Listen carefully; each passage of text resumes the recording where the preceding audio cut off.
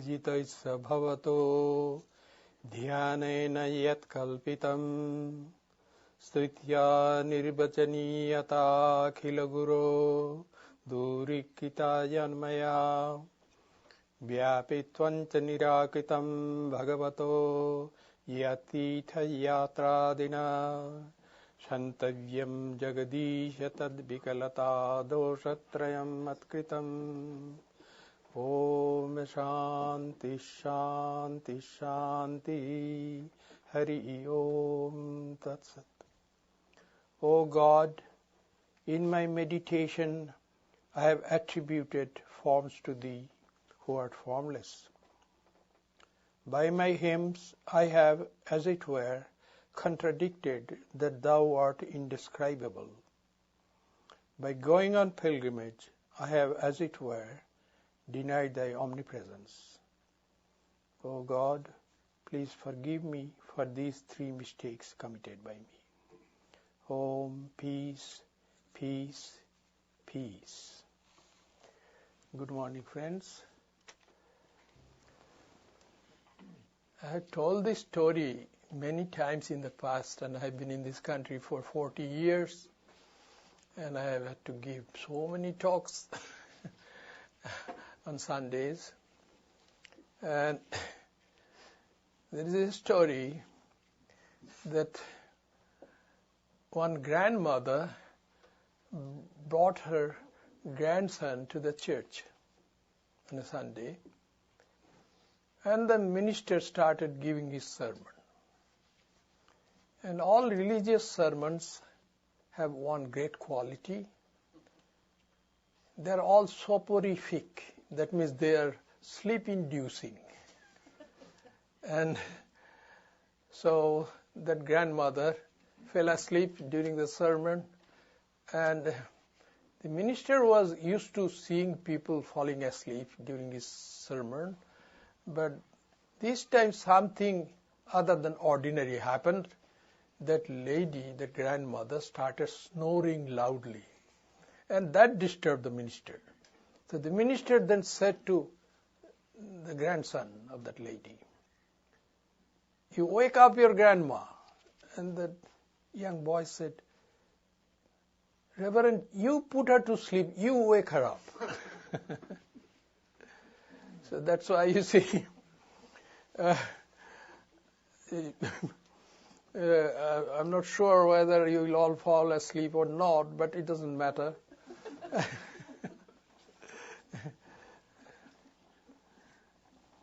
I am a monk of the Ramakrishna order.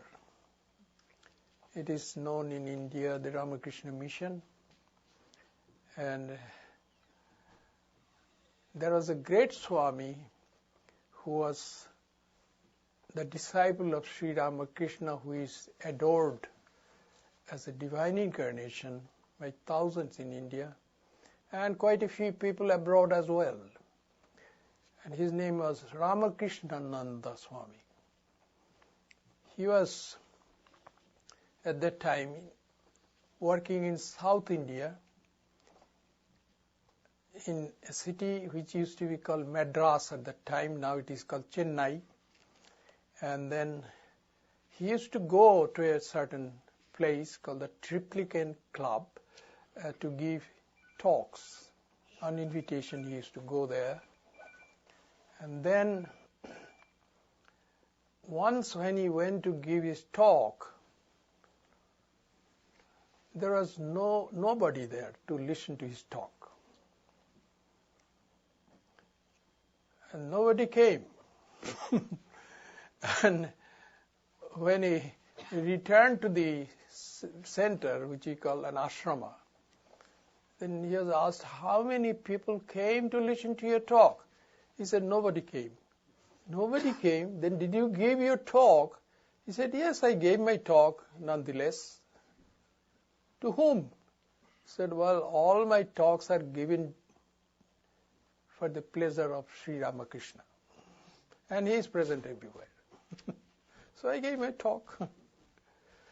So I'm not as lucky as Swami Ramakrishnananda yet, because had the hall been empty and there had been nobody to listen to my talk, then I would go to my room. Because that would be a vacation for me. So talks, religious talks can be sleep-inducing, and they can sometimes be a torture to the audience also. Today's talk is on the topic Kundalini Power and the chakras. Well, many of you who are not acquainted with Sanskrit, the Sanskrit language, they would wonder, what is this Kundalini Power and what are the chakras? Because Kundalini Power, Kundalini is a Sanskrit word and chakra is also a Sanskrit word. But these terms relate to one system of spiritual discipline, which is called yoga or Raja Yoga. And all the theistic religions of the world, that means religions which believe in the existence of God, they are called theistic religions. There are some atheistic religions also, such as Buddhism. But most theistic religions say that God is there and God is omnipresent. God is present everywhere.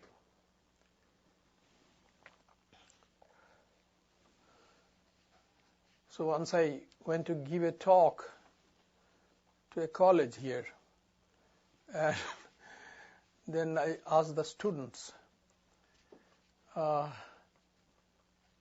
asked a particular student, "You are from which religious background?" And he said that his background was Christianity. I said, doesn't Christianity teach that God is omnipresent? That means God is present everywhere. Do you believe in it? He said, yes. He said, yes, I believe in it. Then I pointed to the podium and said, is God present in this podium? Then that young man was in trouble. It was hard for him to believe that a non-living object like the podium could have divinity in it.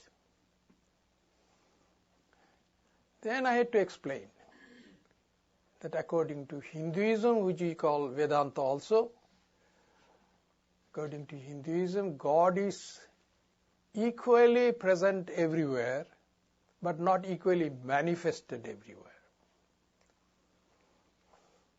In living beings, God is more manifested than in non-living objects such as the rocks. But in spite of that, divinity is equally present in non-living objects, just as it is present in living objects. Even in living objects, among the living objects or living beings, God is most manifest in human beings. God is still more manifest in saints, spiritually illumined saints.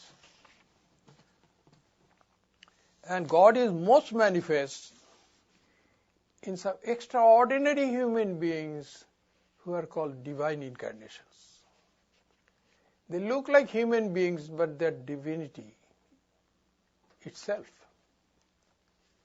So, each one of us, if each one of us we compare to a light bulb, then the light which is given out by the light bulb, that is divinity, manifestation of divinity. Some of us are maybe 10-watt light bulbs, some are 50-watt light bulbs, some are 60-watt light bulbs, and there are some who are 100-watt light bulbs, depending upon what amount of divinity is manifested by us. And a saint has manifested his or her divinity much, much more. The saint may be a 1,000-watt light bulb. But a divine incarnation is a multi-trillion watt light bulb. That's the difference. And it is the divine incarnations who have taught us what divinity is. Why they come to teach us, don't ask me that question. If you meet a divine incarnation, a real one, you ask him or her. And Jesus was a divine incarnation, Buddha was a divine incarnation, Rama was one, Krishna was one, and then Sri Chaitanya was one, and Ramakrishna was one, and Sarada Devi was one. That much we know. And they are full incarnations. And what about us? Yes, we are little incarnations, in the sense a little bit of divinity is present in each one of us. That's why Swami Vivekananda said, each soul is potentially divine. Potentially divine, each soul. And some characteristics of divinity are manifested in human beings. And one particular characteristic is that divinity is anantam, infinity itself. That's why you see, no human being is satisfied with a sense of limitation. When a human being realizes that he or she is limited in his or her physical power, then he or she doesn't feel happy about it. One who feels that he is limited in his wealth is not happy. One who feels limited in his physical beauty is not happy. One who feels that he or she is limited in intelligence, then that person is not happy. Any sense of limitation makes us unhappy.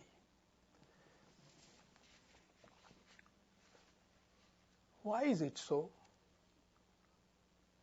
Because there is a craving in each one of us to go beyond limitations. Had it been possible for us to go beyond all limitations, then we would be really, really happy. This tendency in us indicates the presence of divinity in all of us, because divinity is anantam, infinity itself. That's why we have craving for infinity, each one of us.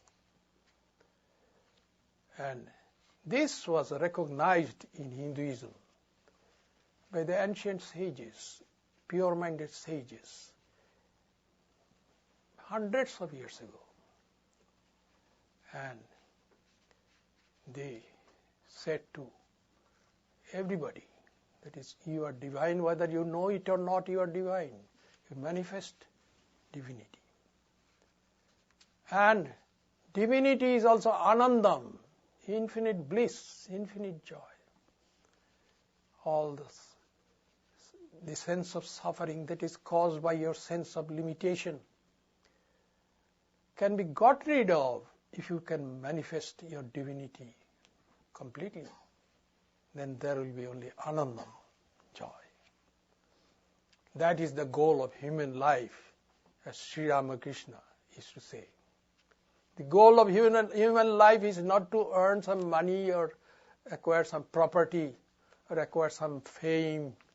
No, those are nothing. The goal of human life is to experience one's divinity. Different techniques were developed to manifest that divinity. Jesus, if you read the New Testament, then you will see that Jesus is teaching his handful of followers how to pray to God. And then you are saying, this is how to pray to the unseen God. Because those followers had not experienced God yet. how to pray to the unseen God. Then it's God, you are in heaven, and that's how the prayer starts. They used to think that God lived somewhere in heaven. They didn't know that God was present in everything and every being.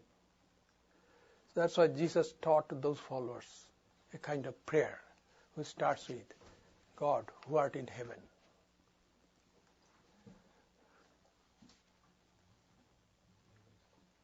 Then again, he has taught that unseen God can be seen, experienced. How? By changing the quality of the mind. Blessed are the pure in heart, for they shall see God. Those whose hearts are pure, they will see God, they will experience God. Where will they experience God? First in themselves and then everywhere else. And when Jesus made that statement, he echoed what we have in the scriptures of Vedanta. Many, many years older than Jesus. Sri Ramakrishna used to say that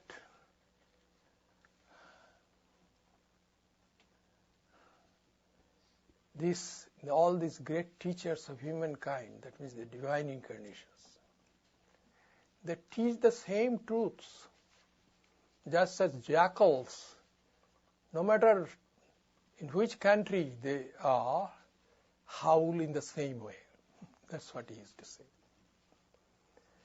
There is no wonder that Jesus would be teaching the same truth which was taught by some ancient sages in India. Truth is not the monopoly of any certain nation or certain people or certain country. No. Truth is not the monopoly of anything. Truth exists by its own strength. So to know the truth that we are all divine, we have to try to change our minds, because the scriptures of Hinduism say you have to purify your minds, you have to transform your mind into an extraordinary mind which can be called pure mind. And that mind will enable you to experience divinity, not only in you, but everywhere. And this is the goal of Hinduism or Vedanta. But different techniques were developed by different sages of Hinduism, depending upon the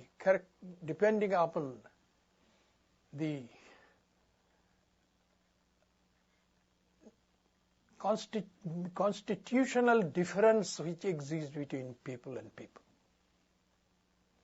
Constitution includes their mental state also. There are some people who are naturally devotional by nature. For them, a discipline has been prescribed.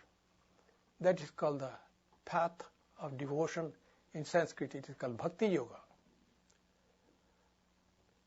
Walking that path, those people will be able to experience the divinity. Then there are other people who are habitually hyperactive. For them, there is another path. That is the path of right action or selfless action. It is called karma yoga.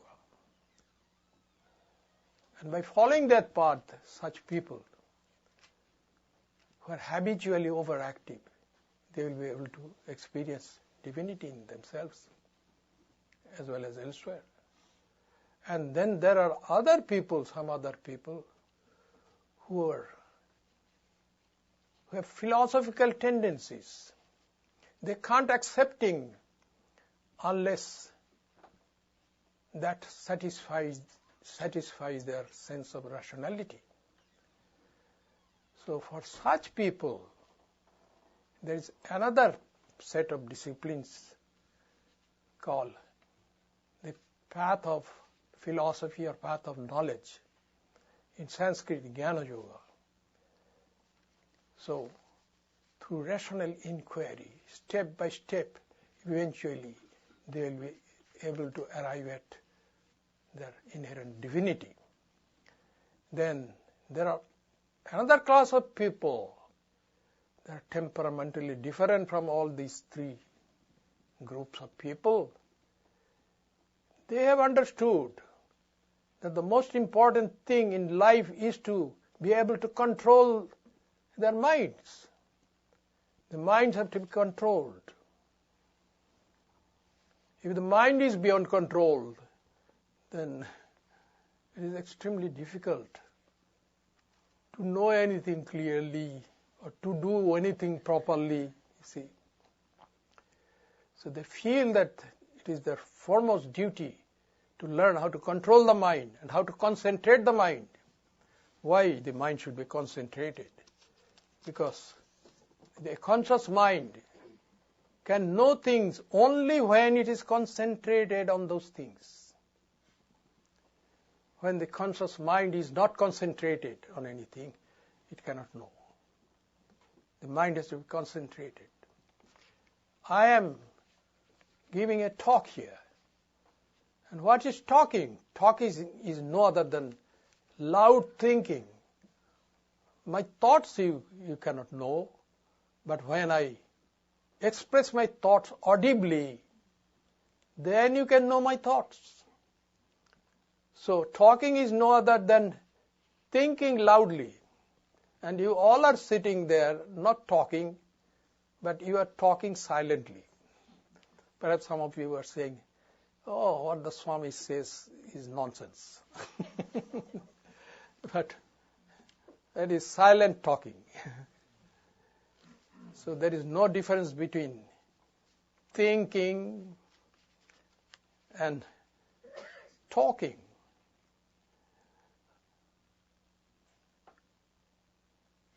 And I am giving this talk.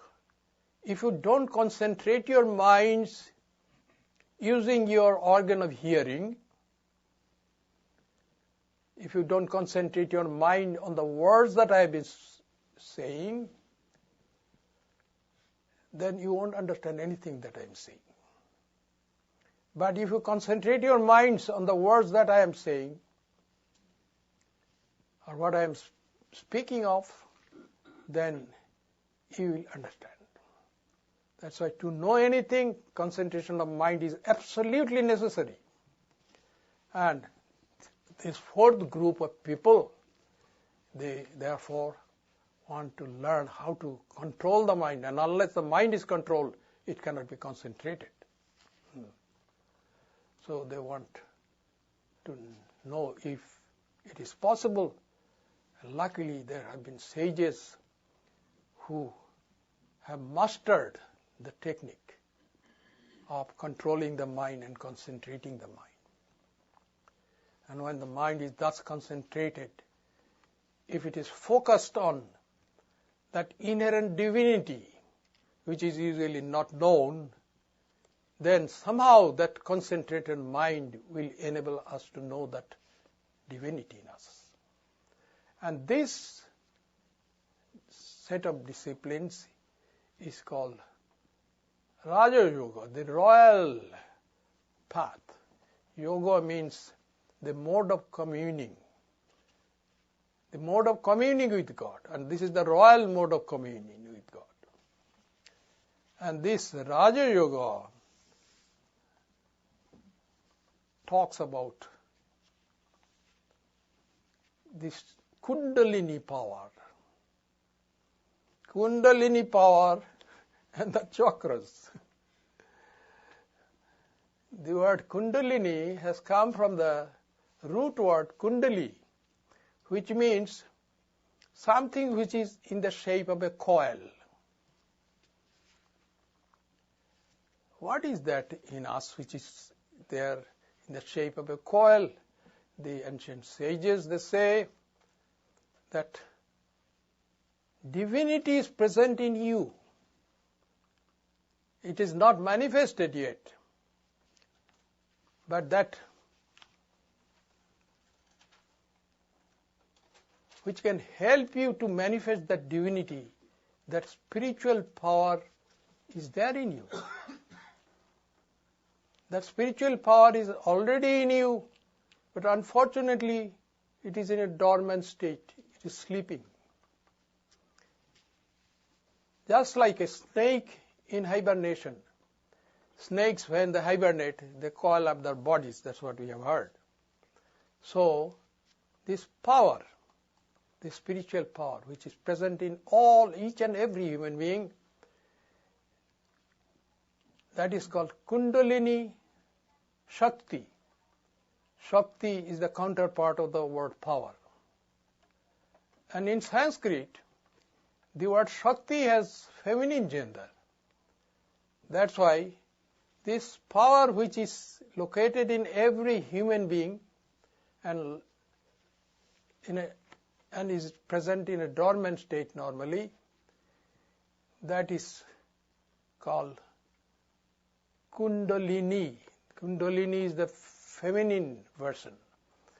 Had it been Shakti, had the word Shakti, Kundalini, that is the adjective to the word Shakti. But had Shakti had masculine gender, then this would be called Kundalini power. So Kundalini power. So now you know what Kundalini power means. That is present in each one of us, but it is normally in the sleeping condition. It is dormant. And these sages say that this power is sleeping somewhere near the lower extremity of the backbone. Somewhere near the lower extremity of the backbone, that power is sleeping. But it can be awakened through spiritual disciplines.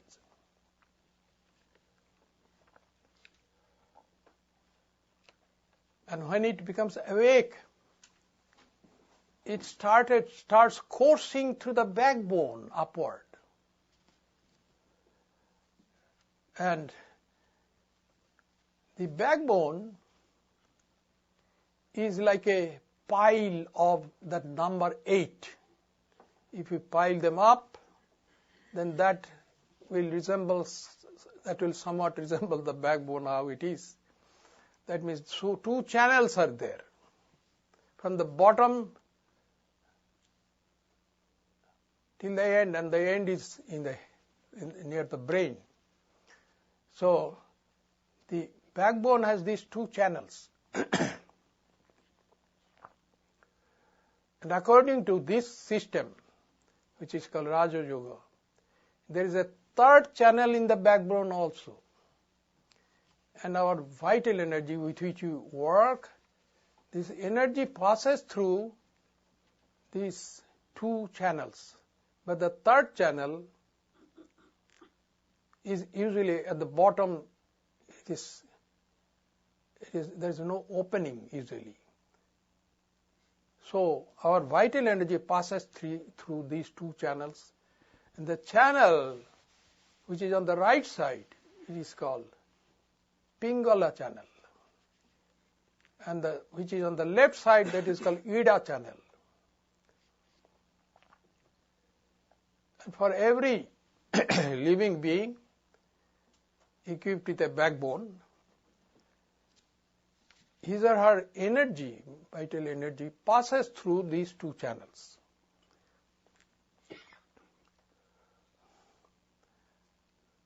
When the energy is passing through the right channel, then the breath through the right nostril will be stronger.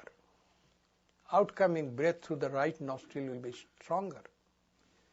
And when the energy passes through the left channel, then the outgoing breath from the left nostril will be stronger. If you put two fingers the way I have put in front of my nostrils, and then blow out, then you will know your energy is passing through which channel. To me, it appears that most of you will feel that the energy is passing through the right channel because the outgoing breath through your nostrils will be stronger through the right nostril.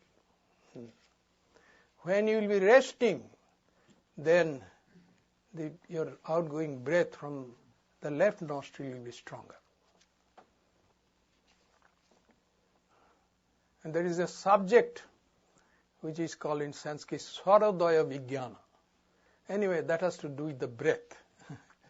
They have studied all these things, the ancient sages. But anyway, when divinity, which is dormant, and that power, spiritual power, which is Kundalini, is in the dormant state,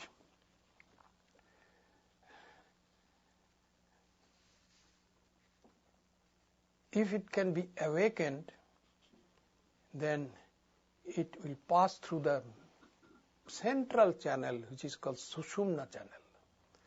And all these channels are extremely thin though. And through this channel, and the Sushumna channel, through that it will start passing upward.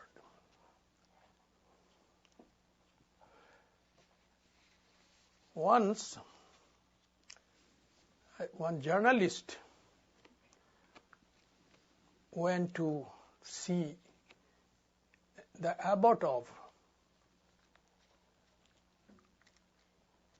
Kanchipuram monastery, which is in South India. And that abbot was considered saintly, and the journalist asked the abbot, "Revered sir,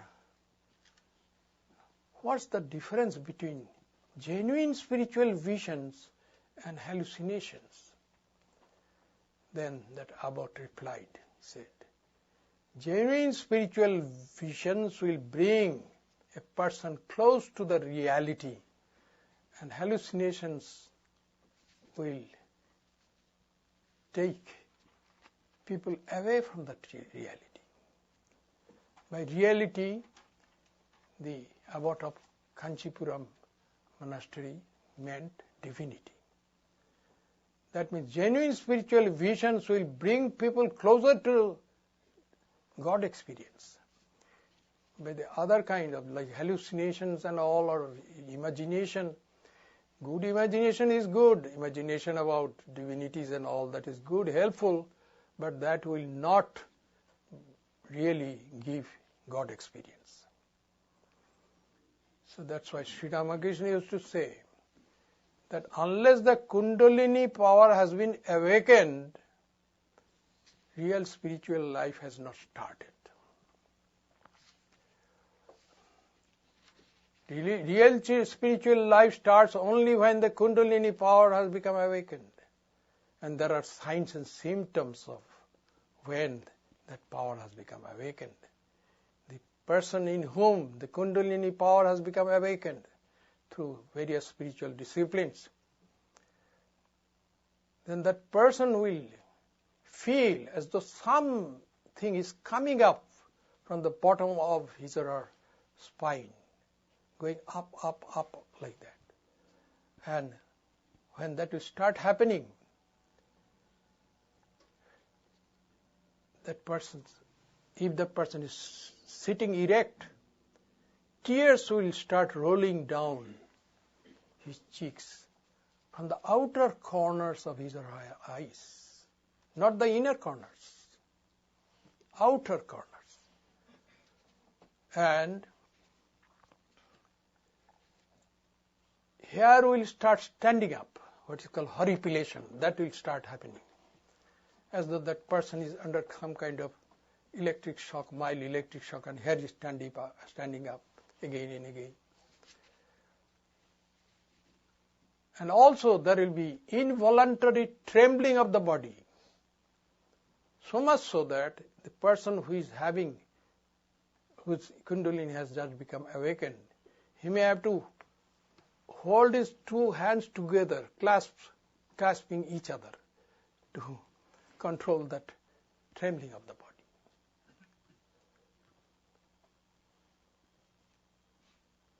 And the trembling of the body in Sanskrit is called kampa. And the tears running down the cheeks is called ashru. If the tears run down from the inner corners of the eyes, that is no indication that Kundalini has become awakened. When Kundalini becomes awakened, then profusely tears will start flowing from the outer corners of the eyes of that person. And pulaka, that means horripilation, that will be there. Other than that, there can be perspiration, profuse perspiration. These are the outer indications. But the person whose Kundalini has become awakened, he will feel some kind of joy and a slight ache, as it were, when that power starts coming up through the Sushumna channel. There are different centers in the Sushumna channel, different levels of awareness in the Sushumna channel. And each of those levels is called a chakra. The word chakra usually means something which is round or a disc, and many meanings are there. But in this particular case, it means those levels of awareness. And when the Kundalini power starts coursing through the Sushumna channel, then that person will have some experiences which are genuine spiritual experiences. It will, from the lower extremity of the backbone, it is called Muladhara in Sanskrit. When the Kundalini power starts coursing upward through the Sushumna channel, then it will come to that region. It will pass through that region where the genital organs are there. And that at that level there is in that region there is a level of consciousness which is called swadhisthana. Then it will, if it further comes up, then it will come to the region where the navel is located, and that is called Manipura level. And then if it keeps on coming, then it will come near the heart or that region, then that level is called Anahata level of consciousness.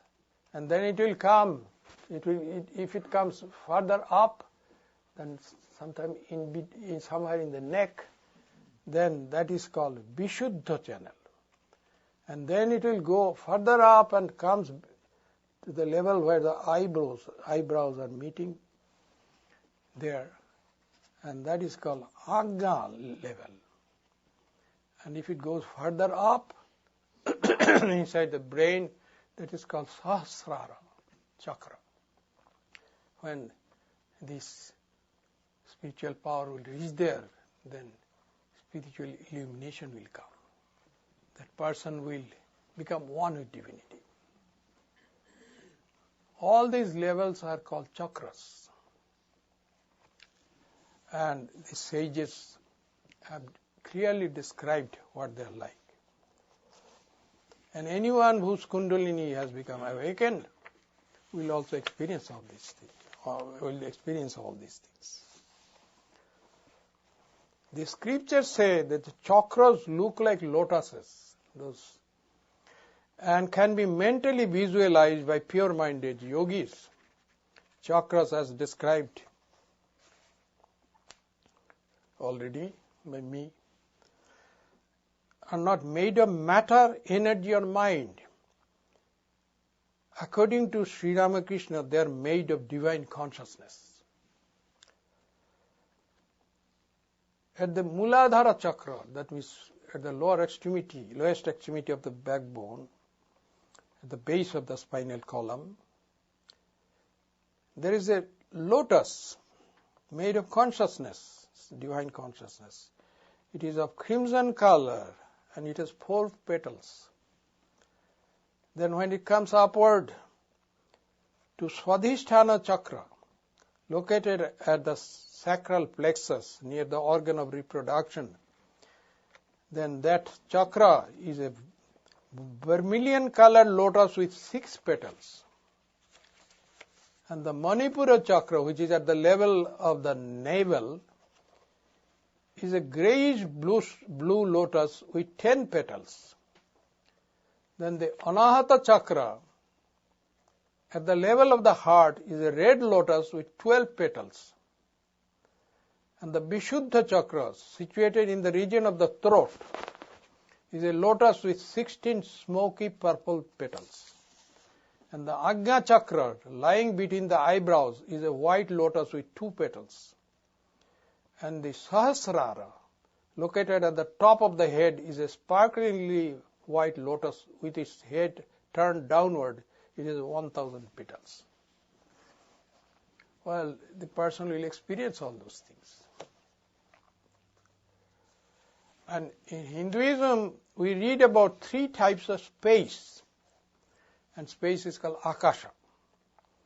The space this physical universe occupies is called Mahakasha. Mahakasha, or outer space. Our dreams, thoughts and imaginings exist in Chittakasha, or mental space. And all genuine spiritual experiences take place in Chidakasha, or knowledge space.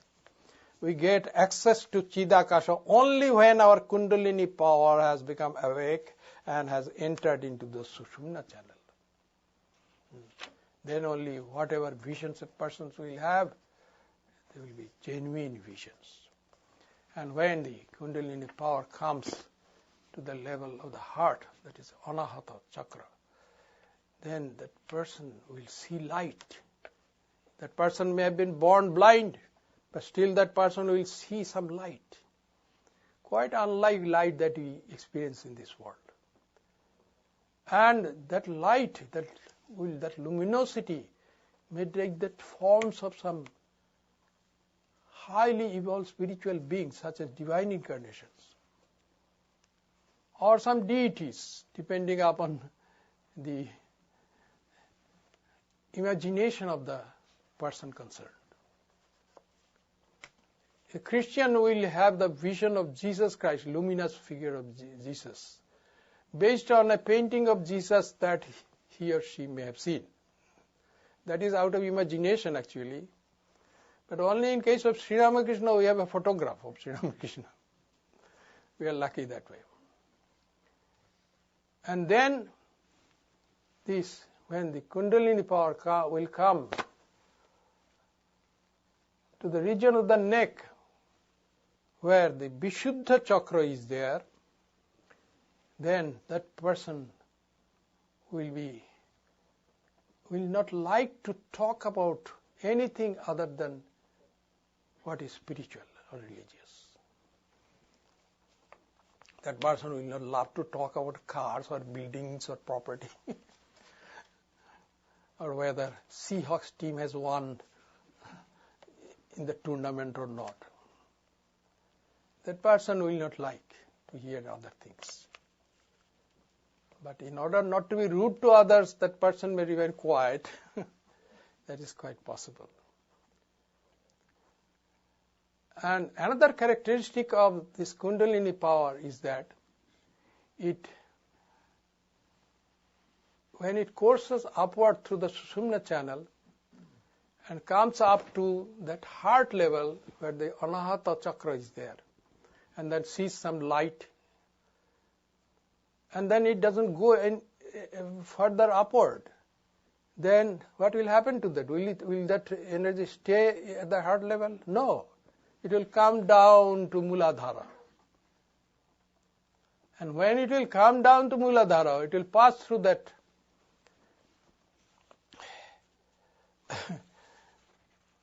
region where the genital organs are there. And at that time, the spiritual aspirant may be overpowered by lustful thoughts. So that's why you see, along with spiritual practice, the sages, they instruct the spiritual aspirants to go through some moral and ethical injunctions and prohibitions. They must be well established in those. Then that lustful urge may come, but that will not overpower that person.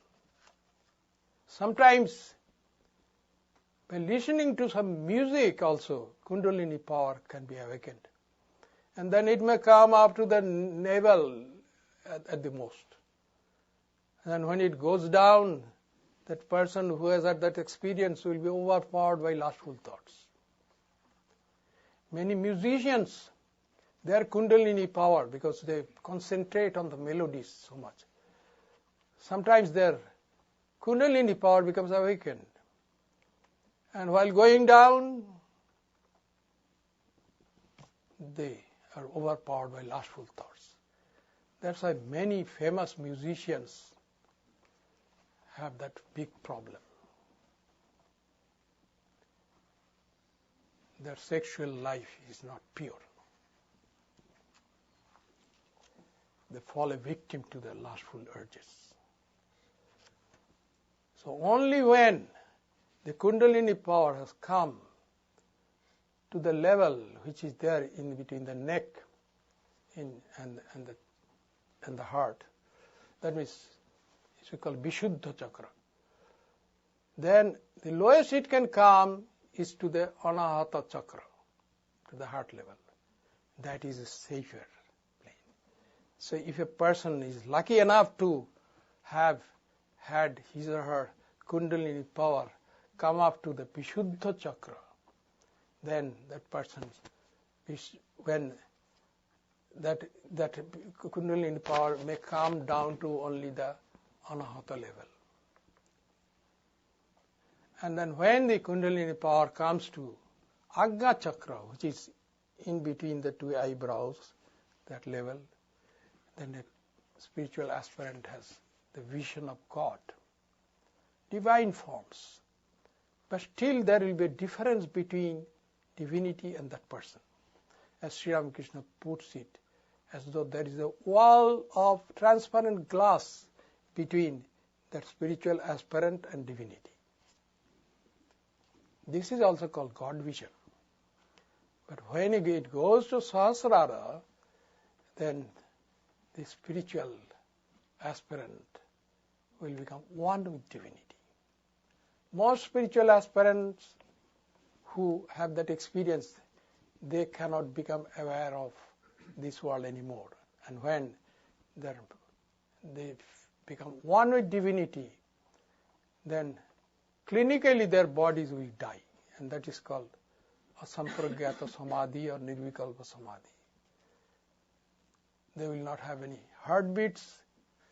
They will not have any electrical activity of the brain. They will be clinically dead, but immersed in divinity. And that is called Brahman consciousness. Here is a picture of Sri Ramakrishna.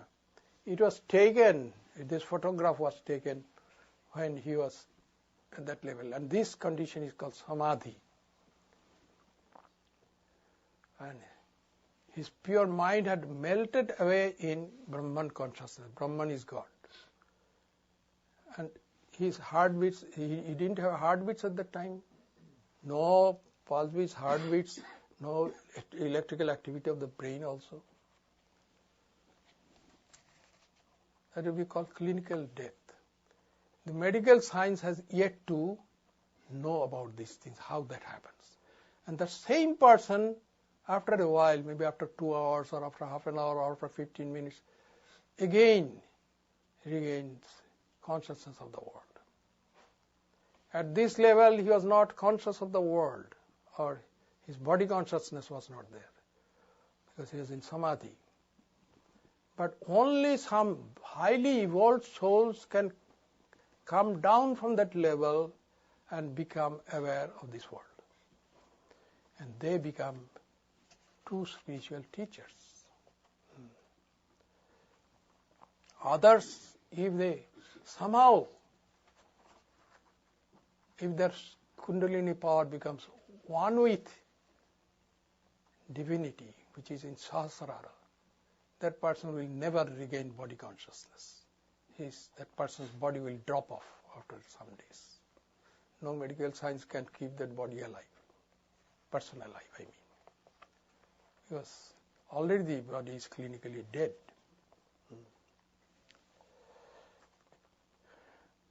And Sri Ramakrishna describes how the Kundalini power proceeds from the Muladhara chakra, which is at the base of the backbone, and how it goes to Sahasrara. He says, just as a monkey climbs 5 different ways, he said, of Kundalini power, the way Kundalini power reaches the Sahasrara. He is saying, just as a monkey climbs a tree, jumping from one branch to another, so also does the Mahavayu, the great energy, that is the vital force, rise in the body, jumping from one chakra to another, and one goes into Samadhi. One feels the rising of that great spiritual energy as though it were the movement of a monkey. It jumps as though it is going from one center, one chakra to another chakra. Then the other way the Kundalini goes is, just as a fish darts about in the water and roams in great happiness, so also does the Mahavayu. Mahavayu means that energy. Move upward in the body, and one goes into Samadhi. One feels the rising of great energy as though it were great spiritual energy, as though it were the movement of a fish. Then the third method is like a bird, hopping from one branch to another. The Mahavayu is no other than Kundalini power. The Mahavayu goes up in the tree of the body, now to this branch and now to that branch. One feels the rising of this great energy or Kundalini power as though it were the movement of a bird. Then there is another way, it goes to Sahasrara. Like the slow creeping of an ant, the Mahavayu rises from one chakra to another. When it reaches the Sahasrara, one goes into Samadhi. So one feels the rising of the Kundalini power or Mahavayu as though it were the movement of an ant, slowly going up. And then the fifth way it goes up to the Sahasrara is this. Like the wriggling of a snake, the Mahavayu rises in a zigzag way along the spinal column till it reaches the Sahasrara, and one goes into Samadhi. One feels the rising of the Kundalini power as though it were the movement of a snake. That's what Sri Ramakrishna experienced, and he has talked about that. And that is there in the scriptures as well. So, spiritual enlightenment is not difficult. Only somehow or the other, we have to awaken that dormant spiritual power, which is present in each one of us, which is called Kundalini power. And when it becomes awakened, if it can be made to go through the Sahasrara, then spiritual enlightenment has happened.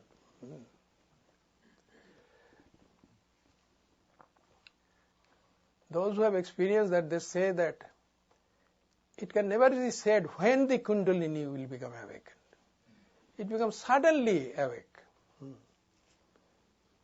Sometimes while listening to some very soothing music also it may happen. And at other times also suddenly it may happen. Suddenly it happens.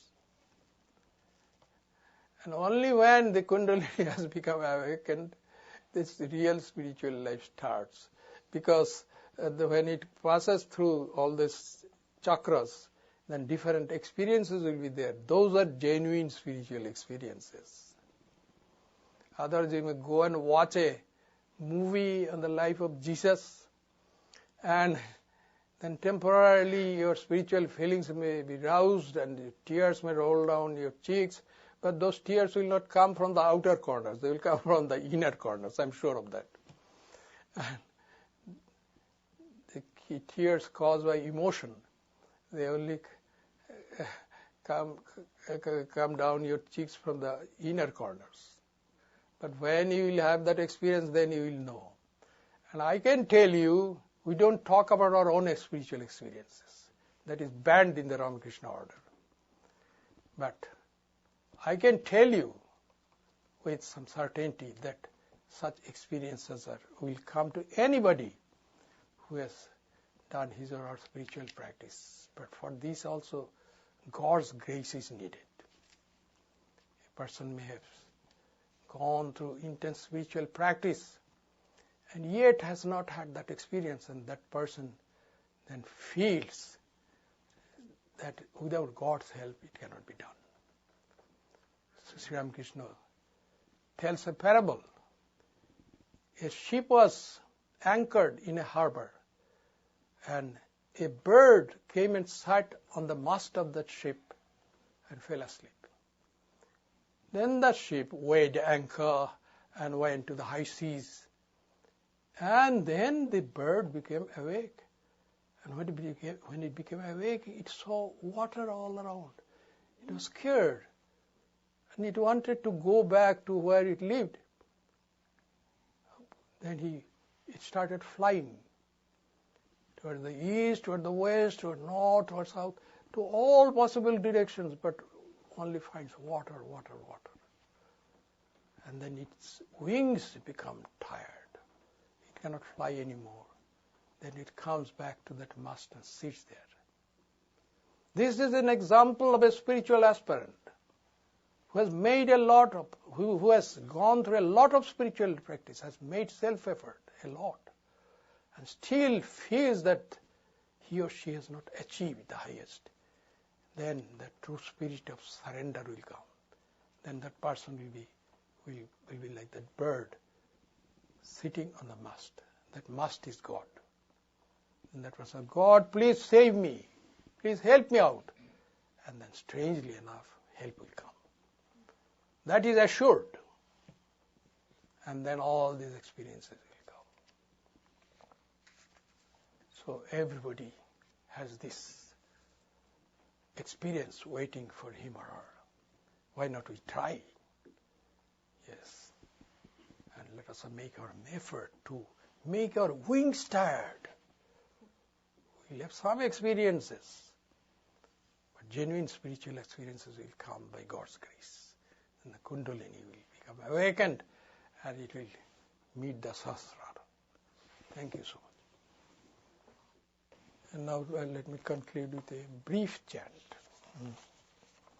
Om Purnamada Purnamidam Purnat Purnamudachyate Purnasya Purnamadaya Purnameva Vashishyate.